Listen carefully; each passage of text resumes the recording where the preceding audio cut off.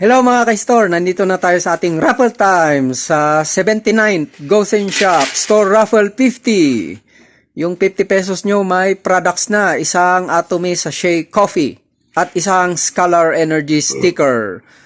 Worth 300 kung ibebenta nyo po yung sticker.